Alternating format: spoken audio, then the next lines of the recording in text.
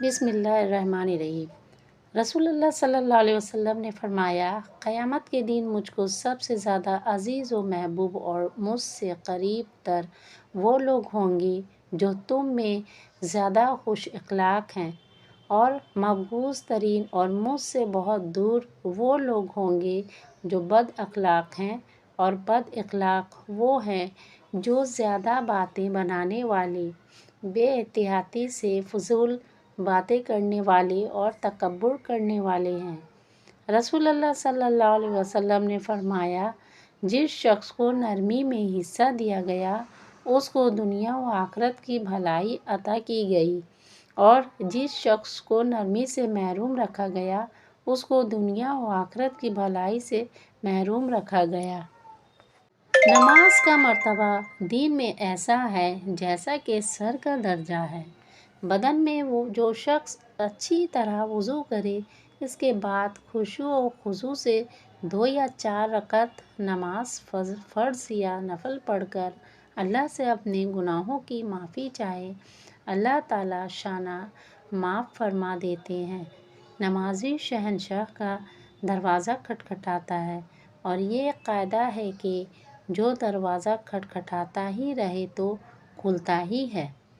نماز دل کا نور، جو اپنے دل کو نورانی بنانا چاہے نماز کے ذریعہ بنا لے۔ زمین کے جس حصہ پر نماز کے ذریعہ سے اللہ کی یاد کی جاتی ہے، وہ حصہ زمین کے دوسرے ٹکڑوں پر فخر کرتا ہے۔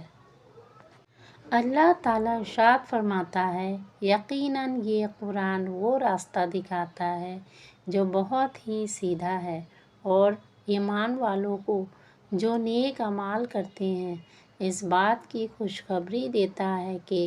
ان کے لیے بہت بڑا اجر ہے، اور جو لوگ آخرت پر یقین نہیں رکھتے ہیں ان کے لیے ہم نے دردناک عذاب تیار کر رکھا ہے۔ اللہ تعالیٰ ارشاد فرماتا ہے، ہم نے قرآن کو لوگوں کی نصیحت کے لیے آسان کر دیا ہے، تو ہے کوئی نصیحت لینے والا؟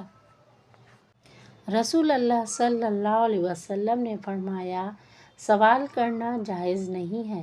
غنی آدمی کو اور توانا و تندرست آدمی کو، البتہ ایسے آدمی کو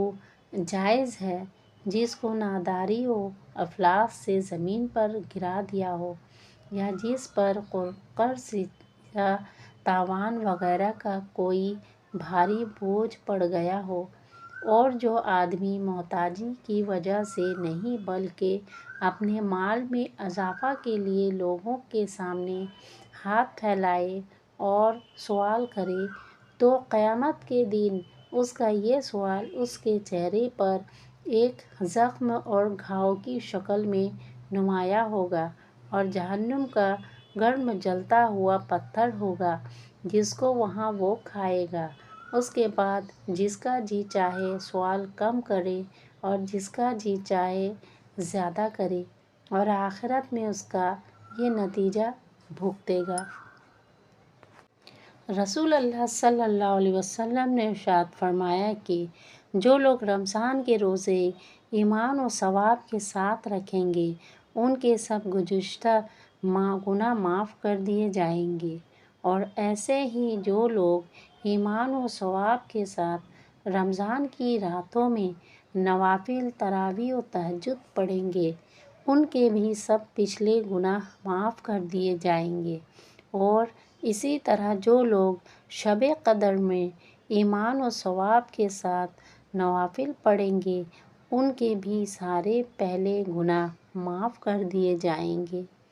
رسول اللہ صلی اللہ علیہ وسلم نے ارشاد فرمایا کہ جو شخص قصداً بلا کسی عذر کے ایک دن بھی رمضان کے روزہ کو چھوڑ دے، غیر رمضان کا روزہ چاہے تمام عمر کے روزہ رکھے، اس کا بدل نہیں ہو سکتا۔ اللہ جل شانہ کو آدمی کی ساری حالتوں میں سب سے زیادہ یہ پسند ہے کہ اس کو سجدہ میں پڑا ہوا دیکھیں کہ پیشانی زمین سے رگڑ رہا ہو۔ اللہ جل شانہ کے ساتھ آدمی سب سے زیادہ قریب سجدہ میں ہوتا ہے، جب آدمی نماز کے لیے کھڑا ہوتا ہے تو جنت کے دروازے کھل جاتے ہیں اور اللہ جل شانہ کے اور اس نمازی کے درمیان کے پردے ہٹ جاتے ہیں، جب تک کہ کھانسی وغیرہ میں مشغول نہ ہو۔ جو شخص 2 رکعت نماز پڑھ کر اللہ تعالیٰ سے کوئی دعا مانگتا ہے تو حق تعالیٰ شانہ وہ دعا قبول فرما لیتے ہیں، خواہ فوراً ہو یا کسی مصلحت سے کچھ دیر کے بعد، مگر قبول ضرور فرماتے ہیں۔ اللہ تعالیٰ ارشاد فرماتا ہے، اور جو لوگ سونا چاندی، مال و دولت وغیرہ بطور ذخیرے کے جمع کرتے اور جوڑتے رہتے ہیں اور اس کو خدا کی راہ میں خرچ نہیں کرتے، تو اے پیغمبر آپ ان کو دردناک عذاب کی خوشخبری سنا دیجیے۔ یہ عذاب انہیں اس دن ہوگا جس دن کہ ان کی جمع کردہ دولت کو دوزخ کی آگ میں تپایا جائے گا،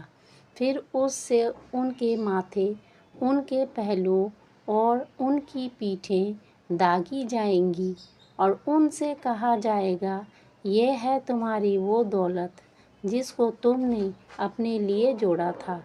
اور ذخیرہ کیا تھا، بس مزہ چکھو تم اپنی دولت اندوزی کا۔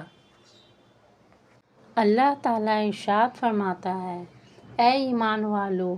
اللہ تعالیٰ سے ڈرو اور جب بات کرو صحیح کرو۔ رسول اللہ صلی اللہ علیہ وسلم نے فرمایا کہ سچائی نیکی کی طرف لے جاتی ہے اور نیکی جنت کی طرف لے جاتی ہے، اور آدمی سچ بولتا ہے یہاں تک کہ اس کا نام سچوں میں لکھ لیا جاتا ہے، اور جھوٹ انسان کو فجور اور بدکاری کی طرف لے جاتا ہے، اور بدکاری دوزخ میں لے جاتی ہے، اور آدمی جھوٹ بولتا ہے یہاں تک کہ خدا کے یہاں اس کا نام جھوٹوں میں لکھ لیا جاتا ہے۔ رسول اللہ صلی اللہ علیہ وسلم نے فرمایا کہ جنت کے دروازوں میں ایک خاص دروازہ ہے جس کو باب الریان کہا جاتا ہے۔ اس دروازے سے قیامت کے دن صرف روزہ دار کا داخلہ ہوگا، ان کے سوا کوئی اس دروازے سے داخل نہیں ہو سکے گا۔ اس دن پکارا جائے گا کہ کدھر ہیں وہ بندے جو اللہ کے لیے روزہ رکھتے تھے اور بھوک پیاس کی تکلیف اٹھایا کرتے تھے؟ وہ اس پکار پر چل پڑیں گے، ان کے سوا کسی اور کا اس دروازے سے داخلہ نہیں ہو سکے گا۔ جب وہ روزہ دار اس دروازے سے جنت میں پہنچ جائیں گے تو یہ دروازہ بند کر دیا جائے گا، پھر کسی کا اس سے داخلہ نہیں ہو سکے گا۔ رسول اللہ صلی اللہ علیہ وسلم نے فرمایا کہ جس کے پاس سفر حج کا ضروری سامان ہو اور اس کو سواری میسر ہو جو بیت اللہ تک اس کو پہنچا سکے،